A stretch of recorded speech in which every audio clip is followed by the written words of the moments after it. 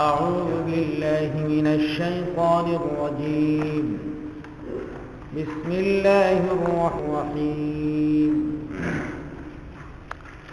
ومن الناس من يقول آمنا بالله وباليوم الآخر وما هم بمؤمنين يخادعون الله والذين آمنوا وما يخدعون إلا أنفسهم وما يشعرون. في قلوبهم مرض فزادهم الله مرضا ولهم عذاب أليم بما كانوا يكذبون. وإذا قيل لهم لا تفسدوا في الأرض قالوا إنما نحن مصلحون. ألا إنهم هم المفسدون ولكن لا يشعرون.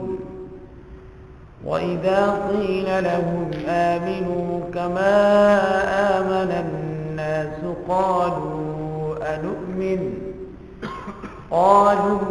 أنؤمن كما آمن السفهاء. ألا إنهم هم السفهاء ولكن لا يعلمون. وإذا لقوا الذين آمنوا قالوا آمنا وإذا خلوا إلى شياطينهم قالوا إنا معكم إنما نحن مستهزئون. الله يستهزئ بهم ويمدهم في طغيانهم يعمهون. أولئك الذين اشتروا الضلالة بالهدى فما ربحت تجارتهم وكانوا مهتدين. ومن الناس اور کچھ لوگ وہ ہیں یقولو جو کہتے ہیں آمنا ہم ایمان لائے اللہ پر وبالیوم الآخری اور آخرت کے دن پر وما هم بمؤمنین حالانکہ وہ مومن نہیں ہیں. یخادعون دھوکہ دیتے ہیں اللہ کو والذین آمنوا اور ایمان والوں کو وما یخدعون اور یہ نہیں دھوکہ دیتے الا انفسہم مگر اپنے آپ کو وما یشعرون اور یہ لوگ شعور نہیں رکھتے. فی قلوبہم مرض ان کے دلوں میں مرض بیماری ہے. فزادہم اللہ مرضا بس اللہ نے ان کی بیماری کو بڑھا دیا. وَلَهُمْ عَذَابٌ أَلِيمٌ اور ان کے لیے دردناک عذاب ہے. بما كانوا يكذبون اس لیے کہ یہ لوگ جھوٹ بولتے تھے. وَإِذَا قِيلَ لَهُمْ اور جب ان سے کہا جاتا ہے لا تفسدوا فی الارض نہ فساد کرو تم زمین میں قالو تو یہ کہتے ہیں انما نحن مصلحون بے شک ہم تو اصلاح کرنے والے ہیں. الا سنو انہم هم المفسدون بے شک یہی لوگ ہیں فساد کرنے والے. ولکن لا یشعرون لیکن یہ لوگ شعور نہیں رکھتے. وَإِذَا قِيلَ لَهُمْ اور جب کہا جاتا ہے ان سے آمنوا ایمان لاؤ تم کما آمن الناس جیسا کہ ایمان لائے الناس لوگ تو یہ کہتے ہیں انؤمن کیا ایمان لائے ہم کما آمن السفہاء جیسا کہ ایمان لائے بیوقوف. الا سنو انہم هم السفہاء بے شک یہی لوگ ہیں بے وقوف. ولیکن لا یعلمون اور لیکن یہ جانتے نہیں ہیں.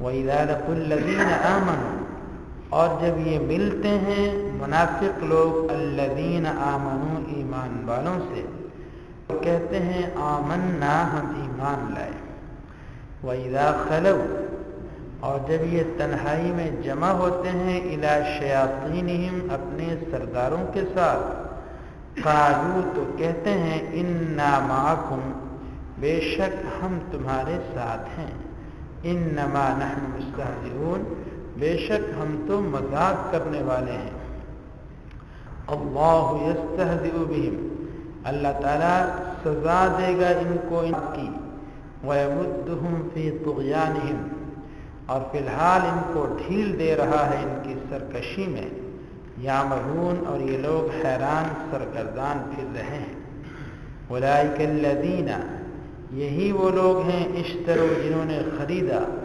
الضلالۃ گمراہی کو بالہدی ہدایت کے بدلے میں، فما ربحت تجارتہم بس نہ نفع بخش ہوئی ان کی تجارت، وما كانوا مهتدین اور نہ تھے یہ لوگ رہنے والے۔ سورہ فاتحہ میں ہم لوگوں نے اللہ سے درخواست کی تھی اهدنا الصراط المستقیم، اے اللہ تو ہمیں صراط مستقیم کی طرف ہدایت نصیب فرما۔ تو اللہ تعالیٰ نے سورہ بقرہ کے آغاز میں اس دعا کی قبولیت کا ذکر فرمایا کہ تم لوگ مجھ سے ہدایت مانگتے ہو تو میں تمہاری ہدایت کے ہدایت نامہ دے دیتا ہوں، اور وہ ہدایت نامہ کیا ہے؟ ذالک الکتاب لا ریب فیہ، یہ کتاب ہے جس میں کوئی شک نہیں ہے۔ اس ہدایت نامہ کے اعتبار سے انسانوں کے کتنے گروہ بن گئے؟ 3۔ ایک گروہ وہ ہے انسانوں کا ایک گروہ اور ایک طبقہ وہ ہے جو دل سے بھی مانتا ہے قرآن پاک کو اور زبان سے بھی اس کی حق صداقت کا اقرار کرتا ہے، یہ گروہ ہے مومنین اور متقین کا۔ دوسرا گروہ وہ ہے جو دل سے بھی انکار کرتا ہے اور زبان سے بھی انکار کرتا ہے، اس طبقہ اور اس گروہ کو کیا کہا جاتا ہے؟ کفار، کافر۔ اور تیسرا طبقہ وہ ہے کہ جو دل سے تو انکار کرتا ہے لیکن زبان سے وہ اقرار کرتا ہے کے لیے، اس تیسرے طبقے کو کیا کہا جاتا ہے؟ منافقین۔ تو پہلے طبقے کا نام ہے مومنین، دوسرے طبقے کا نام ہے کافرین، اور تیسرے طبقے کا نام ہے منافقین۔ تو جو سورہ بقرہ کی ابتدائی 5 آیات ہیں ان میں بیان کس کا ہے؟ مومنین متقین کا، اور اس کے بعد والی 2 آیتوں کے اندر بیان ہے کافروں کا، اور یہ جو اگلا رکوع ہے جو تقریباً 13 آیات پر مشتمل ہے، اس میں بیان ہے منافقین کا۔ اب سنو، منافق 2 قسم کے ہوتے ہیں، ایک ہوتا ہے اعتقادی منافق اور ایک ہوتا ہے عملی منافق۔ ان آیات میں جو مذمت کی جا رہی ہے یہ اعتقادی منافقین کی جا رہی ہے۔ اعتقادی منافق اس کو جس کے عقیدے کے اندر منافقت شامل ہے، جیسا کہ میں نے کہا کہ دل سے وہ نہیں مانتا، دل سے انکار کرتا ہے، لیکن وقتی فائدے کے لیے یہ مسلمانوں کو دھوکہ دینے کے لیے زبان سے وہ آمنا کہے گا، کلمہ پڑھے گا، تو ایسا جو منافق ہے اس کو اعتقادی منافق کہا جاتا ہے، اور یہ کافروں کی بدترین قسم ہے، کفر کی بدترین قسم ہے۔ اللہ رب العالمین نے ان بدبختوں کے لیے جو سزا بیان فرمائی ہے قرآن میں وہ کیا ہے؟ ان المنافقین فی الدرک الاسفل، جہنم کے سب سے نچلے طبقے کے اندر یہ منافقین ہوں گے۔ کون منافقین؟ جو اعتقادی منافق ہیں، یہ پکے کافر ہیں، بلکہ کافروں میں بدترین لوگ ہیں۔ اسلام کو سب سے زیادہ نقصان انہی منافقین نے پہنچایا ہے، یہ مارے آستین ہیں، آستین کا چھپا ہوا سانپ، وہ سب سے زیادہ نقصان۔ یہ تو ہے اعتقادی منافق، اور ایک ہے عملی منافق۔ تو اس کے عقیدے میں تو منافقت نہیں ہے تو وہ سچا مسلمان، لیکن اس کے کام منافقوں والے ہیں، ان کو عملی منافق کہا جاتا ہے، ان کی بھی مذمت کی گئی ہے۔ اب جو عملی منافق ہیں ان کی کیا علامات ہیں؟ تو حضور سرور کائنات صلی اللہ علیہ وسلم نے ان کی 4 علامات بیان کی ہیں، اور آپ 5ویں پارے کے آخر میں پڑھیں گے، وہاں پر بھی ان کی 2 علامتیں بیان کی گئی ہیں۔ تو اب ہم ذرا جائزہ لیتے ہیں اپنا کہ ان علامتوں میں سے ہمارے اندر تو کوئی نہیں پائی جاتی ہے۔ تو سنو، حضور سرور کائنات صلی اللہ علیہ وسلم نے ارشاد فرمایا، آیت المنافق 3، کہ منافق کی 3 نشانیاں ہیں، ان میں سے ایک ہے اذا حدث کذب، جب بات کرے تو وہ جھوٹ بولے، جب بات کرے تو وہ جھوٹ بولے۔ ہم مسلمانوں میں یہ علامت پائی جاتی ہے کہ نہیں پائی جاتی ہے؟ اذا حدث کذب، جب بات کرے تو وہ جھوٹ بولے۔ جھوٹ بولنا یہ مومن کی علامت نہیں ہے، یہ منافق کی نشانی ہے۔ حضور اقدس صلی اللہ علیہ وسلم نے جھوٹ کی شدید مذمت فرمائی ہے۔ جب انسان جھوٹ بولتا ہے تو اس کے منہ سے بدبو نکلتی ہے، رحمت کے فرشتے اس کے قریب سے بھاگ جاتے ہیں۔ دوسرے نمبر پر اذا وعد اخلف، جب وہ کسی سے وعدہ کرتا ہے تو وعدے کو پورا نہیں کرتا، خلاف ورزی کرتا ہے، یہ دھوکے کی ایک قسم ہے، تو یہ دوسری قسم ہے۔ اور تیسرے نمبر پر ہے وَإِذَا اؤْتُمِنَ خَانَ، جب اس کے پاس امانت رکھی جائے تو اس میں وہ خیانت کرتا ہے۔ اور ایک حدیث میں ہے اذا خاصم فجر، اگر اس کا کسی کے ساتھ جھگڑا ہو جائے تو پھر وہ گالی گلوچ، تو لڑائی کے دوران گالی گلوچ کرنا یہ بھی منافق کی نشانی ہے۔ یہ چاروں کی چاروں ہمارے اندر پائی جاتی ہیں کہ نہیں پائی جاتی؟ اور سنو، 5ویں پارے کے آخر میں ہے، یہ جو منافقین ہیں نا، ان کی اور نشانیاں بھی ہیں۔ وہ نشانی کیا ہے؟ اذا قاموا الى الصلاة قاموا کسالى، جب یہ نماز پڑھنے کے لیے کھڑے ہوتے ہیں تو سست جیسے ڈھیلے ڈھیلے سے جو ہوتے ہیں، سست، یعنی نمازین بھی پڑھتے ہیں لیکن نماز چستی کے ساتھ نہیں پڑھتے، رغبت اور شوق کے ساتھ نہیں پڑھتے، جان چھڑانے کے لیے پڑھتے ہیں۔ رسول اللہ صلی اللہ علیہ وسلم کے زمانے کے جو منافقین تھے نا، ان کو بھی توفیق نہیں ہوتی تھی کہ وہ نماز چھوڑ دیں۔ حضور صلی اللہ علیہ وسلم کے صحابہ کہتے تھے کہ ہم مسلمان تو کیا، کسی منافق کو بھی جرأت نہیں ہوتی تھی کہ وہ نماز با جماعت کو چھوڑے۔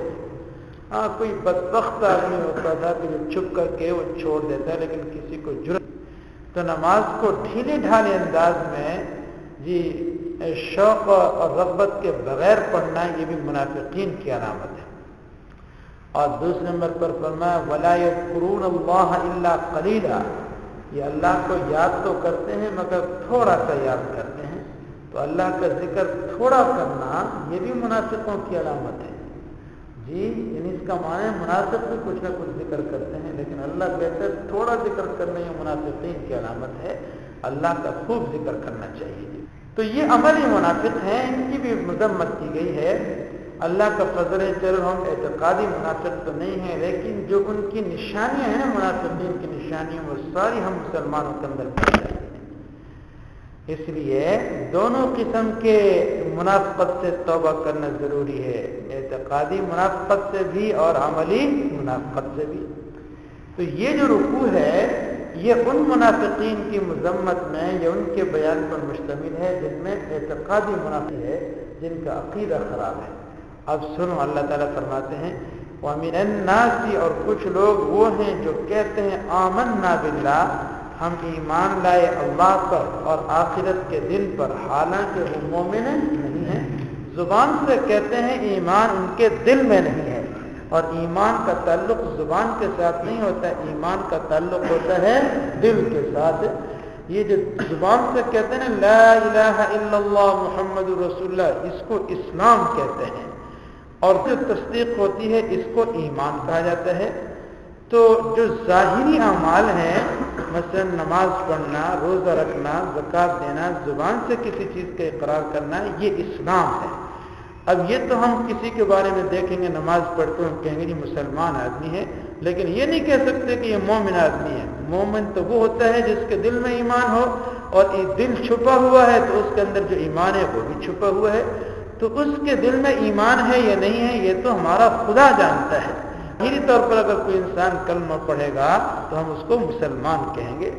حدیث شریف میں آتا ہے حضور اقدس صلی اللہ علیہ وسلم نے حضرت اسامہ رضی اللہ عنہ کی قیادت میں لشکر بھیجا، تو حضرت اسامہ خود فرماتے ہیں کہ میں اور ایک انصاری ایک کافر کے پیچھے لگ گئے۔ جب اس کے پیچھے لگے تو اس نے کلمہ پڑھا لا الہ الا اللہ محمد رسول اللہ، یہ اس نے اسلمنا اسلمنا اس طرح کے کلمات کہے، تو انصاری پیچھے ہٹ گیا، میں نے اس کو مار دیا، اس کی گردن پر تلوار ماری، اس کو قتل کر دیا۔ تو صحابہ کرام نے آ کر کے رسول اللہ صلی اللہ علیہ وسلم کی خدمت میں شکر، وہ کلمہ پڑھ رہا تھا لیکن اسامہ نے اس کو نہیں چھوڑا۔ تو حضور رحمت عالم صلی اللہ علیہ وسلم نے فرمایا کہ اسامہ تو نے کیوں اس کو قتل کیا جبکہ وہ کلمہ پڑھ رہا تھا؟ کہنے لگے یا رسول اللہ وہ تو جان بچانے کے لیے کلمہ پڑھ رہا تھا۔ رحمت اللہ عالمین نے کیا فرمایا حلا شققت قلبہ، کیا تو نے اس کے دل کو پھاڑ کر دیکھا تھا کہ وہ جان بچانے کے لیے کلمہ پڑھ رہا ہے؟ ہو سکتا ہے دل سے کلمہ پڑھ رہا ہو۔ اور فرمایا اسامہ تیرا کیا حال ہوگا جب وہ آدمی کلمہ پڑھتا ہوا آئے گا اللہ کی بارگاہ، کیا کرے گا؟ اس کا معنی ہے کہ ایمان کا تعلق دل کے ساتھ ہوتا ہے۔ ہم ظاہر کے مکلف ہیں، اگر کوئی انسان کلمہ پڑھتا ہے ہم اس کے اوپر حکم لگائیں گے کہ یہ مسلمان ہے، اس کی نماز جنازہ بھی پڑھیں گے، اس کو قبرستان میں دفن بھی کریں گے مسلمانوں کے قبرستان میں۔ تو اسلام کا تعلق ظاہر سے ہوتا ہے اور ایمان کا تعلق باطن سے۔ تو اللہ تعالیٰ فرماتے ہیں، اللہ تو دلوں کا حال جانتے ہیں نا۔ ان منافقین کے بارے میں فرماتے تم زبان سے آمنا آمنا کہتے ہو، میں تو جانتا ہوں مسلمانوں کو تم دھوکہ دے سکتے ہو لیکن دے سکتے ہو۔ اللہ فرماتے ہیں وما ہم بمومنین، اور یہ لوگ مومن نہیں ہیں۔ یہ آمنا باللہ والیوم الآخر کہہ کر کیا کرتے ہیں؟ خادعون اللہ، اللہ کو دھوکہ دیتے ہیں۔ اللہ کو کون دھوکہ دے سکتا ہے؟ یعنی ان کا معاملہ ایسے ہے جیسے کہ اللہ کو یہ دھوکہ دے رہے ہو۔ والذین آمنوا، اور ایمان والوں کو یہ دھوکہ دیتے ہیں۔ وما یخدعون، اور یہ نہیں دھوکہ دیتے مگر اپنے آپ کو، کیونکہ دھوکہ دے کر نہ یہ خدا کا کچھ بگاڑ سکتے ہیں، نہ ایمان والوں کا کچھ بگاڑ سکتے ہیں، نہ اسلام اور قرآن کا کچھ بگاڑ سکتے ہیں۔ اسلام، قرآن، یہ دین یہ تو قیامت تک باقی رہنے کے لیے آیا ہے۔ یہ دھوکے باز اپنے آپ کو تباہ و برباد کر رہے ہیں۔ وما یشعرون، اور یہ شعور نہیں رکھتے۔ ایک ہوتا ہے علم اور ایک ہوتا ہے شعور۔ تو جو حواس خمس ظاہرہ سے علم حاصل ہو اس کو شعور کہتے ہیں۔ مثلا آنکھ سے دیکھ کر کسی چیز کا علم آ جائے، کان سے سن کر کسی چیز کا علم آ جائے، ناک سے سون کر آپ کوئی علم حاصل کریں، یا ہاتھ سے چھو کر کوئی چیز آپ سیکھ لیں، سمجھ لیں، اس کو شعور کہتے ہیں۔ حواس سے علم حاصل کرنا، تو یہ کسی چیز کو معلوم کرنا یہ شعور ہے۔ اور یہ جو شعور ہوتا ہے انسانوں کو بھی حاصل ہے اور اس میں حیوانات بھی شریک ہے۔ جانور کسی چیز کو دیکھے گا اس کو پتہ چلے گا کہ نہیں چلے گا؟ تو شعور تو جانوروں کے اندر بھی پایا جاتا ہے، لیکن اللہ فرماتے ہیں ما یشعرون، ان منافقین کے اندر شعور نہیں ہے، یعنی یہ لوگ حیوانوں سے بھی بدتر ہے۔ شعور تو حیوانوں کے اندر بھی پایا جاتا ہے لیکن یہ بدبخت اس سے بھی خالی ہے۔ اور ایک علم ہوتا ہے، علم ہے عقل کے ساتھ، یہ انسانوں کا خاصہ ہے۔ عقل سے کسی چیز کو سیکھنا سمجھنا یہ اللہ تعالیٰ نے انسانوں کا وصف بنایا ہے۔ تو شعور کے اندر انسانوں کے ساتھ حیوانات بھی شریک ہیں، لیکن علم کے اندر انسانوں کے ساتھ کوئی شریک نہیں ہے۔ تو ما یشعرون کہہ کر اللہ نے ان کی شدید مذمت کی ہے کہ ایسے بدبخت ہیں کہ یہ حیوانوں سے بھی گئے گزرے ہیں۔ کم از کم حیوانوں کے پاس شعور تو ہے نا، لیکن یہ شعور سے بھی خالی ہے۔ سمجھ گئے ہیں آپ لوگ؟ فی قلوب مرض، بیماری ہے۔ یہاں کون سی بیماری مراد ہے؟ منافقت کی بیماری ہے۔ ان کے دلوں میں منافقت کی بیماری ہے۔ فزادہم اللہ مرضا، پس اللہ نے ان کی بیماری کو بڑھا دیا۔ ولہم عذاب علیم، اور ان کے لیے دردناک عذاب ہے۔ بما کانوا یکذبون، اس لیے کہ یہ جھوٹ بولتے تھے۔ اللہ نے کیسے ان کی بیماری کو بڑھا دیا؟ قرآن جب اترتا تھا تو ان لوگوں کو بڑی تکلیف ہوتی تھی۔ تو قرآن اترتا صحابہ خوش ہوتے تھے، اور قرآن یہ منافقین اور زیادہ کفر میں پکے ہوتے تھے، نفاق میں پکے ہوتے تھے۔ تو اللہ نے فرمایا فزادہم اللہ، اللہ نے ان کی بیماری کو بڑھا دیا، جیسے جیسے قرآن اترتا جائے گا ان کی منافقت میں اضافہ ہوتا جائے گا۔ باقی اس میں قرآن کا کوئی قصور نہیں ہے۔ دیکھو اللہ تعالیٰ نے قرآن کو بارش کی طرح بنایا ہے، بارش، آسمان سے بارش کا پانی برستا ہے اور بالکل صاف شفاف ہوتا ہے، لیکن وہی پانی اگر باغ کے اندر برسے تو پھل پھول اگتے ہیں، غلاظت کے ڈھیر کے اوپر وہ بارش برس جائے تو گندگی میں اضافہ ہوتا ہے۔ تو ایمان والوں کے دل وہ باغ کی طرح ہیں، صحابہ کرام کے دل وہ باغ کی طرح ہیں۔ جب اس دل کے اوپر قرآن کی رحمت والی بارش ہوتی تھی تو نیک اعمال کے پھل پھول اگتے تھے، اور منافقین کے دل کے اوپر قرآن کی بارش ہوتی تھی تو ان کے منافقت اور کفر میں اور اضافہ ہوتا تھا۔ ان کے دل گویا کہ غلاظت کے ڈھیر ہیں، غلاظت کے اوپر پانی ڈالو اس میں اور گندگی میں اضافہ، ان کے دلوں پر قرآن کی بارش ہوئی تو ان کی منافقت میں اور خباثت میں اور اضافہ ہوا۔